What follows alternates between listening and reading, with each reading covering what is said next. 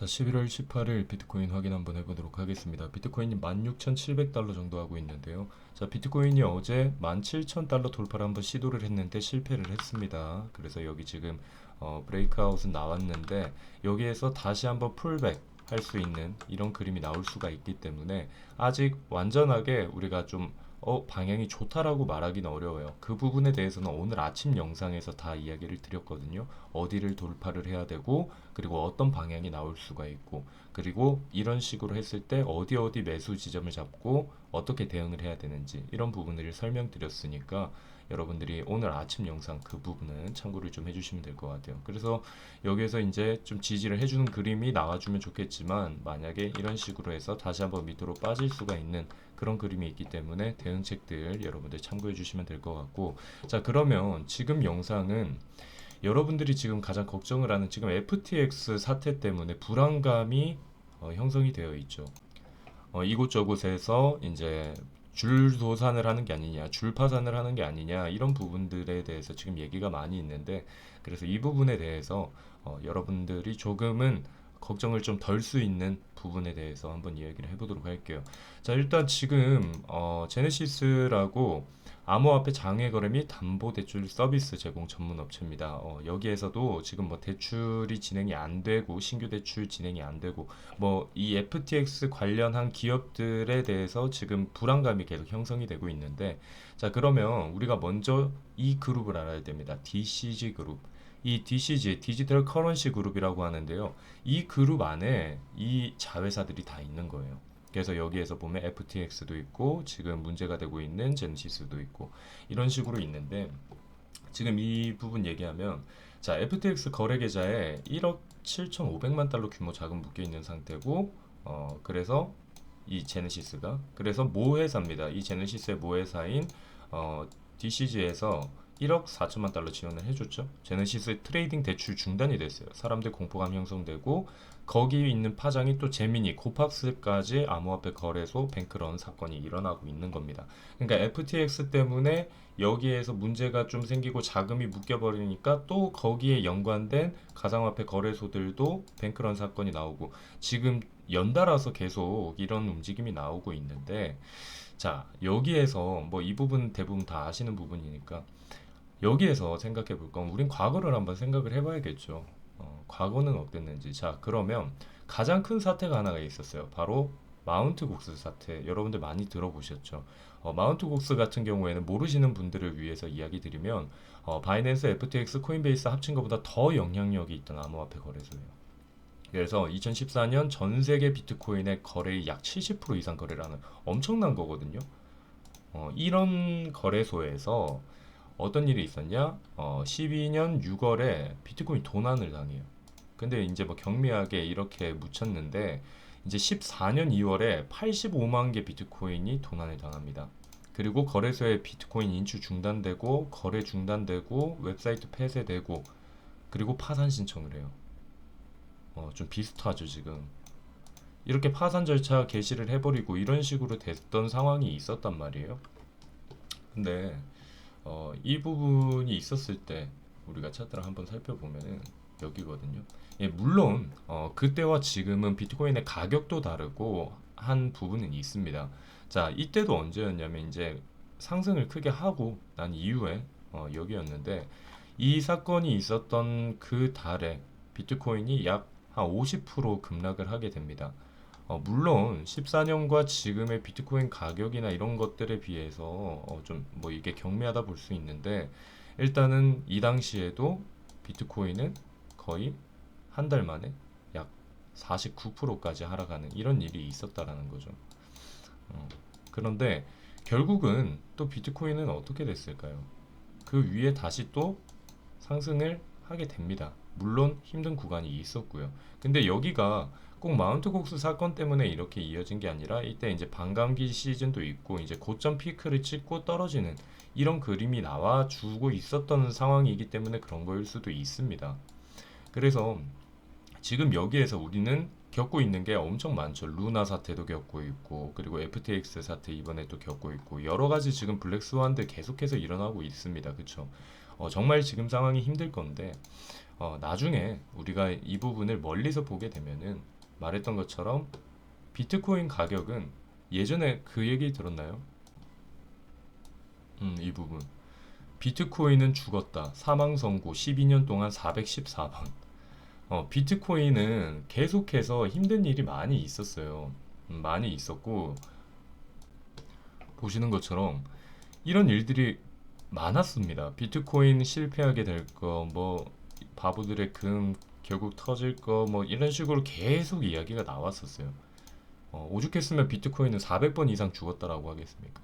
자, 근데 이런 사건들 결국은 어떻게 됐을까요? 우리가 결과를 보면 되잖아요. 과거를 보고 지금 현재를 보면 되는데 우리가 결과로 보면은 지금 비트코인은 이렇게 올라가고 있습니다.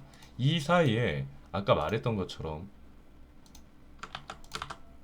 이런 식으로 사람들이 얘기를 하는 거죠. 비트코인은 끝났다라는 얘기도 하고 실패했다. 그리고 끝나버렸다. 바보들의 금, 뭐 이런 식으로 명복을 빈다. 뭐 얘기를 하는데 결국은 어떻게 됐나요? 결국은 비트코인은 계속해서 지금 우상향을 하고 있는 상황입니다. 그리고 조정이 좀 길어요.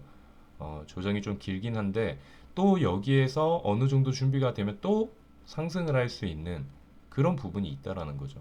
그래서 지금 있는 공포감에 여러분들이 너무 휩싸이지 말자라는 얘기를 하고 싶습니다. 당장에 바닥이 어디다라고 말은 못합니다. 하지만 그 바닥을 지나면 나중에 더욱더 상승을 크게 할 수 있는 그 자신은 있다라는 거죠. 그래서 여러분들이 이 점을 좀 생각을 해주시면 좋겠습니다. 자, 그리고 다시 내용 한번 넘어가서 또 이 부분 마운트복스 말고도 이 부분도 있었어요. 이제 비트파이넥스 사태가 있었는데 비트파이넥스가 8억 5천만 달러 손실을 입었고 계열사 증권사 테더의 자금을 이용해 부족분을 은밀히 메웠다고 주장했다. 그러니까 이제 좀 지금처럼 막 이제 숨기는 행위를 한 거죠. 이런 식으로 좀 위반하는 행위들을 했는데 또 이런 부분이 나왔어요. 이런 사태가 나왔는데 결국 이제 21년 2월 8일입니다. 21년 2월 8일 날 테더에 갚아야 할 5억 5천만 달러를 다 이제 갚게 됐습니다. 이제 거의 약 2년에 걸려서 갚게 된 건데 뭐 이 사태는 뭐 크진 않았어요. 큰 사태는 아니었는데 이 사태 때도 비트코인은 약 하루 만에 11% 정도 떨어졌습니다. 근데 이거는 순식간에 떨어지고 다시 또 상승을 계속하고 있었기 때문에 이 문제는 뭐 별로 크게 넘어갈 필요는 없을 것 같고 여하튼 이런 거래소 문제나 이런 사태들은 계속해서 나타날 겁니다. 계속해서 불안감을 형성을 시킬 거고 그래서 중요한 게 규제라는 거죠. 근데 지금 같은 상황 보시면 결국 지금 이제 규제를 빨리 가속화시키겠다라는 이야기를 계속하고 있는데 정말 이건 소잃고 외양간 고치는 게 아닌가 싶어요. 제가 보시면은 9개월 전입니다. 이번 연도 1월이었는데 이때도 얘기하는 거 규제 관해서 이 당시 기사도 보면은 SEC 위원장 직접적인 규제 조치 몇 달 안에 나올 거 기대라고 했는데 아직도 안 나왔어요.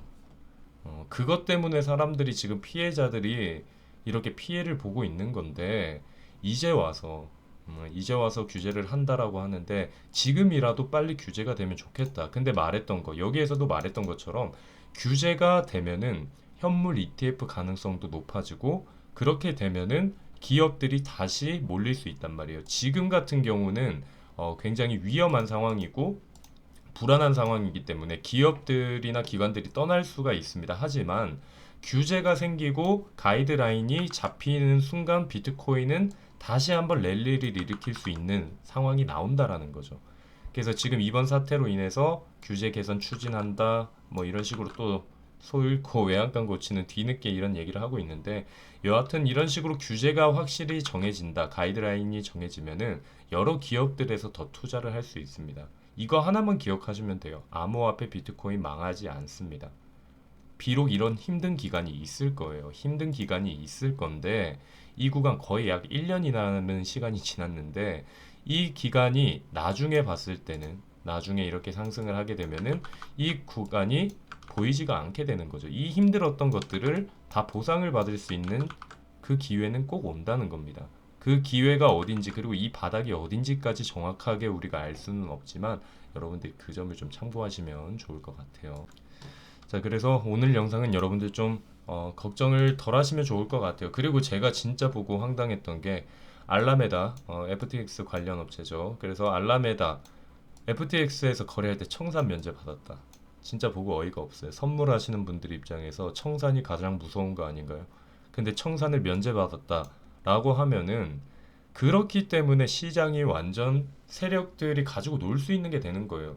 생각해봐요. 청산이 없으니까 그냥 미친 듯이 그냥 위아래 흔들어 버리는 거죠. 근데 이제 이런 것들도 사라질 겁니다. 이런 뒤에서 했던 이런 부분들 이제 규제가 생기고 하면 이런 부분들도 없어져요. 암호화폐가 지금 아픕니다. 많이 힘들어요. 근데 더욱더 견고해지는 그 시간이라고 여러분들이 생각해 주시면 될 것 같습니다. 이거 보고 진짜 얼탱이가 없더라고요. 자, 일단 여기까지 오늘 영상은 준비가 됐고요. 그리고 다음 영상에서 이걸 좀 알아볼 거예요. 여러분들 이분이 누군지 알아요? 베리 실버트. 현재 디지털 커런시 그룹의 CEO입니다. 아까 보셨던 여기 있는 이 그룹의 CEO. 그리고 이분이 여러분들 많이 들어보셨죠? 그레이스케일의 창업자이자 전 CEO입니다. 자, 그러면 이분 같은 경우에는 예전에 14년 1월에 트위터에서 세 가지를 예측을 했다. 세금 받기 시작한다. 비트코인 데스크 시작한다. 비트코인 축적하기 시작한다. 어때요?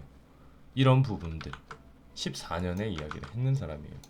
14년부터 비트코인 사라고 열심히 했던 사람이고 비트코인 당연히 여기 이런 기억을 하기 때문에 당연히 코인에게는 이 긍정적인 반응을 가지고 있겠죠.